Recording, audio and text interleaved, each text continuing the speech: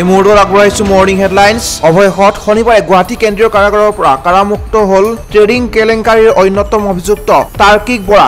আনহাতে ডিব্ৰুগড় কেন্দ্ৰীয় কাৰাগাৰৰ পৰা কাৰামুক্ত হয় ট্ৰেডিং কেলেংকাৰীৰ খলনায়ক বিশাল ফুকন। অৱশ্যে এতিয়াও ছবি বৰা ডিব্ৰুগড় কেন্দ্ৰীয় কাৰাগাৰতে বন্দী হৈ আছে।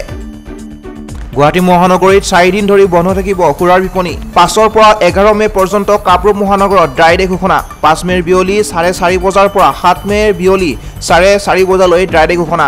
পঞ্চায়ত নিৰ্বাচনৰ ভোটগ্ৰহণ উপলক্ষে ঘোষণা ড্ৰাই ডে। 11 মেত নিৰ্বাচনৰ ফলাফল ঘোষণাৰ দিনাও বন্ধ থাকিব সুৰাৰ বিপণী।